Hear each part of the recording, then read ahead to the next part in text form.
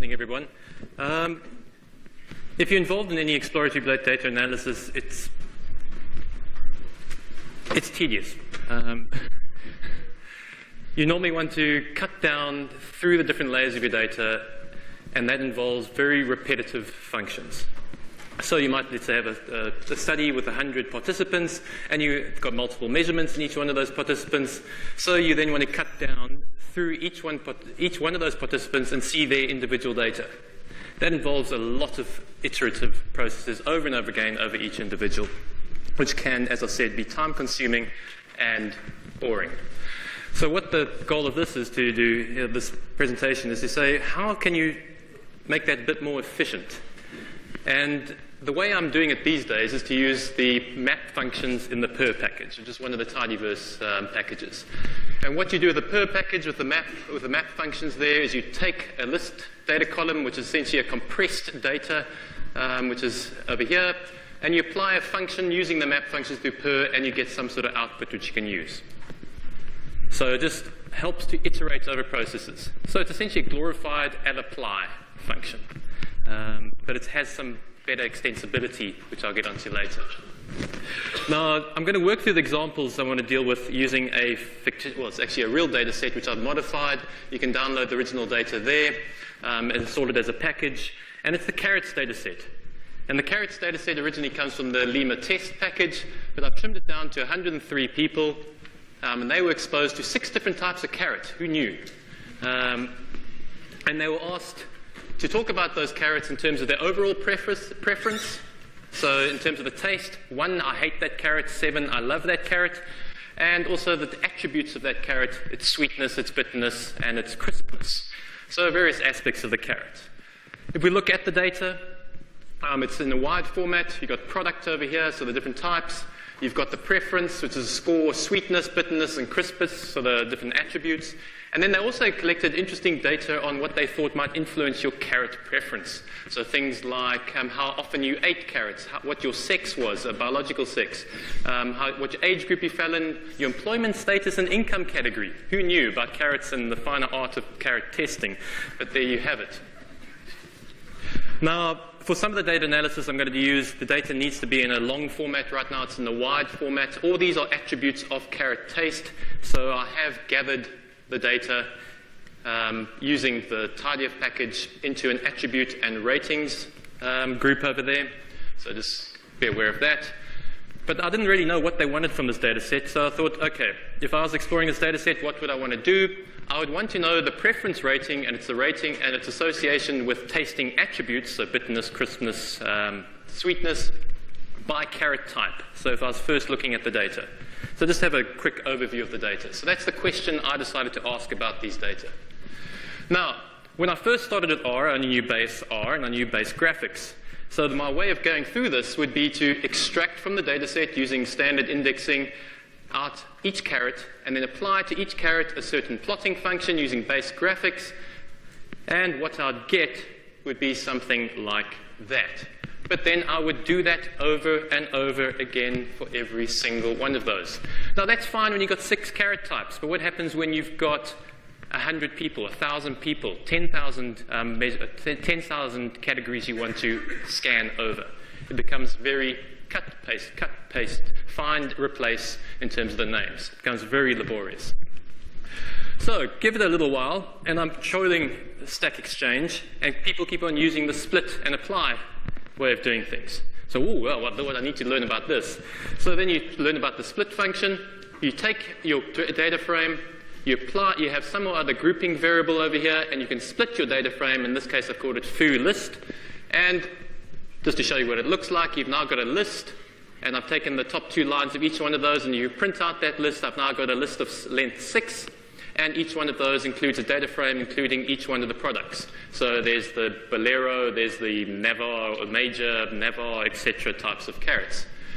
Then you can use the apply functions, and there's a suite of them, but in this case it's a list, so I didn't want to simplify it, so I did the allapply. And the allapply works really nicely. All I did was take the data and shoved it into a function. In this case, the function is a ggplot function doing the relationship between rating and preference. And are faceted by attribute. And what do I get? without any cutting and pasting, just using split and then lapply, I can pump out the same graphs for every single one of the, so there's 6 different types, so I've got 6 different graphs, depending on what I want. So that's much more efficient than the old system of doing my, essentially brute forcing it the other way. But it seems like things move on, and the tidyverse is taking over. And I think it was on Twitter that I first came across the whole thing of list columns and purrr. And in terms of list columns and purrr, you take a list column, you purrr through it, and you have an output. And so it looks pretty much like a lapply function. Just before I go on, just in case you don't know what a list column is, and believe me, list columns, I thought it was a Hadley practical joke when I first came across list columns because they just seemed like an overcomplication to me. But essentially, you take a data frame. In this case, I've got brands, Heinz versus All Gold, of tomato sauce, the country, and the price on Amazon. All you do is you try group it by grouping variable, and then you nest it, and then you've got this nested data. So your data gets shoved or compressed into a smaller form, which can then be accessed through purrr, and so that you can apply your function. Just to confirm that, I've nested this carrot grouping variable. There's your product, your grouping variable, and inside you've got a whole lot of data frames. Now, the map functions are probably the thing I use most in the purrr package, and also walk. And walk, there's the difference between map and walk. Map takes data, applies a function, and gives you an output. Walk takes data, applies a function, sends your data out as it was, but you get the side effect, so such as printing a plot, which is then it's going to be a side effect that you want. Map, the standard function, 1 data input, 1 output. Map 2 and walk 2, 2 data inputs get used by the function, and then you have your output. Pmap is you take any number you want, greater than 2, and you shove it in there, you apply your function lots and lots and lots and lots of times with lots of different data inputs, and you get the output. Looking first at map, just the map function. So, what I have over here, I've got foo, which is a compressed, which is essentially the nested data set of the carrots. I mutate, so I want to add a new column, which is called plot. I use the map function, I tell it where to find the data, and then I shove that data into ggplot, which is the exact same ggplot I used in the lapply function. And what it does is it produces a new column in my data set. So there's product, there's the data, and now I've got a ggplot object in each one. And each one of those ggplots applies to the data associated with it. And then if you walk through that to get the side effect, I can walk through those data, foo plot, print, and you get all the plots out. That's exactly what I got with lapply. So where do I want to improve this? Well, let's say you want to use map 2. In map 2, you've got 2 data inputs. So this time, what I've done is I've got the foo, the nested data set. I want to mutate a new column called plot2. I'm going to use the map2 function. I give it 2 data sources, .x, which is the data, which is the original data over here. But I'm also going to take the character, the product names, which is this column over here, and I'm going to put it into the ggplot. I put the data into the ggplot, and I've added a labels column, a labels function over here, where I want to add the name of the carrot. And then I apply that. I get a new column over here. I can walk through it, and suddenly all my plots have a nice little name to it. So you've got a little bit of gee whiz over there. Okay, now I can actually identify the plot that goes with the data set that I had. Still nothing revolutionary there. But what happens if you start to dig a bit deeper and you start to have more data inputs? So now I want to know, I have been saying preference versus tasting attributes by carrot, but what happens if I want to start dividing it by an attribute? So let's say a demographic attribute such as age group. And I also want to include some other types of summative data in there. So here I'm doing a map function again, and you'll see where I'm going with this in a minute or two. So I've got foo, I've got to mutate, and I'm going to add a new column called data2, but in this data2, I'm going to take the data from data, which is the orange block over there, and I'm going to use a summarize function to produce a median and 25th and 75th percentile, and I'm going to do it by age group. And that's the data I produce over there. I can then use the pmap function to take 3 sets of data in this case.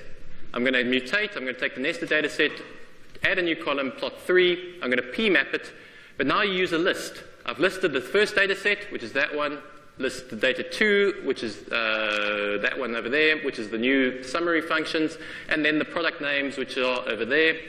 and I shove them into my ggplot, and I just have to reference them. The referencing for map PMAP is a bit different from the other map 1 and map 2, where you just index them with first in the list, second in the list, third in the list, and I've now faceted by attribute and group.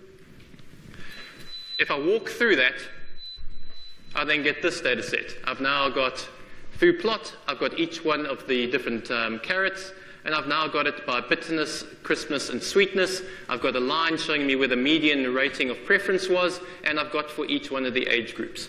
And you can keep on sort of adding data sets, and you can, and the sort of things you can put into this. I've made it very simple here, but you can do bootstrapping, you can add, you can do modeling over and over again, you can do what you want with it. And what's really convenient is what you can put into these functions over here. Because to add a function, you just put the little tilde signs, the little squiggly bits over there, and you write your R code as you normally would.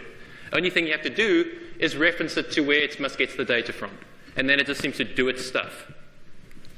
So, I hope I can promise you something, that you do have the ability, the other apply tends to take one data set, map gives you that function. So map, you can use lapply. But if you start to have lots of data inputs, it's got a big benefit in terms of using the purrr functions, map2 or map PMAP. It really can extend what you want to do and allow you to iterate very quickly over reasonably sized data sets. I don't know about very large data sets, but reasonably large data sets you can iterate over very quickly and produce your exploratory analyses quite efficiently. So there are advantages and disadvantages. Disadvantages, it can be quite verbose in terms of how you write it down. Depending on how long your functions are, it might be you want to predefine your functions and then put them into map. And you can get into nest hell. The first time I used nesting, I think I got 3 nests deep, or 4 nests deep, and I didn't know how to get my data out again. My indexing skills weren't good enough to get the data out again. So you can have the problem of indexing too deep in terms of nesting. The advantages are it's compact. Now, I said it's verbose over here, but that's because the functions can be quite verbose. But it's compact in terms of if you're doing exploratory analysis, you often find in RStudio, you look at the environment and you just got lots of little objects floating up there. Here, you're keeping everything within the data frame in which the data was sourced. It can mean if you've got very large data sets, you can get a data frame bloat. But as long as your data sets are manageable, and most of the things, at least from the biological and biomedical sciences, they tend to be tractable in terms of the bloat. It does keep your environment very compact. It's very easy to define functions, and I'll go down to the bottom one over here. It plays nicely with everything. If you can write a function in that, using a certain package or whatever it might be, you can shove it into purrr, and it will iterate that function over your data. So it plays nicely with the rest of the R universe. And the other thing is, as opposed to the lapply functions and apply, or the apply and tapply, etc., it does very nicely with multiple mappings. It makes it very easy and efficient to do multiple mappings. You can get all the data from there. I've also got the analysis script up there, and I'll put my slides up there later if somebody wants to go play around and see how I generated any of those. And with that, I'll leave you with that.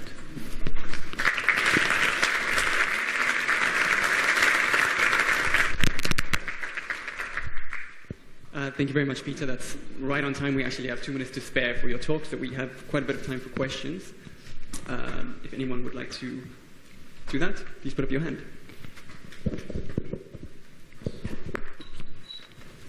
If not, it was a dry topic.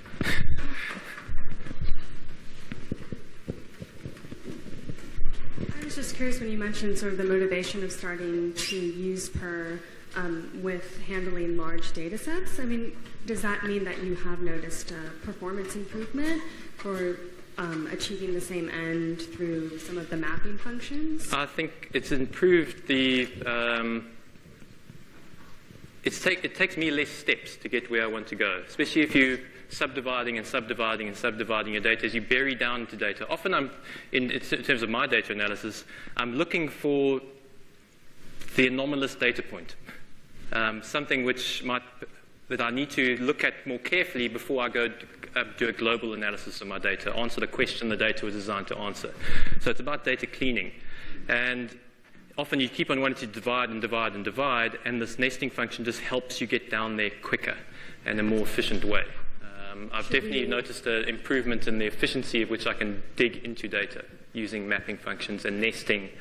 Because I've shown nesting at one level, but you can nest at 3 or 4 different levels.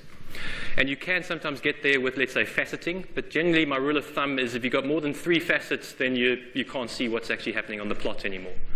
So by nesting and then plotting within the nests, you actually help to expand your figures up again because you've removed one of the faceting components up to a higher level.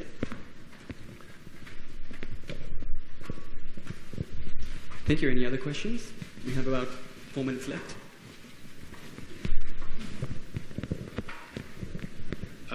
Have you used, I think it's called invoke map at all, the other set of functions with your kind of exploratory data? No, I haven't needed it. I've seen it, but I haven't used it because I haven't had the need to actually use it. It's one of those, I tend to learn R as I need it. So I learn as I need it, not rather than ooh, that sounds nice. I tend to find new functions when I have a problem in Search Stack Exchange or something like that, or Google something, and then you find new stuff. But sorry, I can't answer your question there.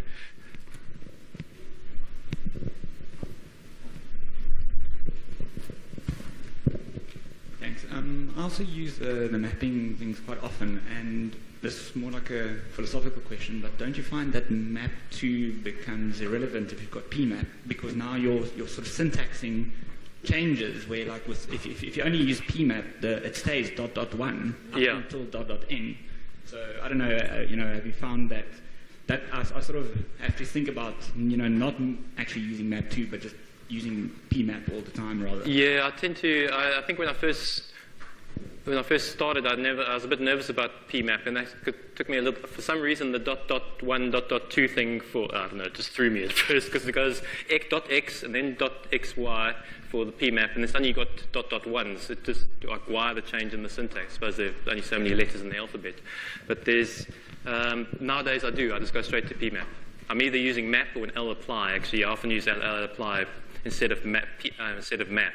But then when it comes to multiple mappings, the moment it's 2 or more, I go to pmap. I was just going to say, when you do that pmap, if you give the list names, you don't need to use the ... 1. Don't you? Okay. You just use the name that you pass in. Okay, I didn't know. Which makes every day's a school day. Thank you very much. That makes it much better. Because then you're not having to track what belongs to what. Yeah, that's cool. Okay, great. Any other questions? Right. Thanks very much. Cheers.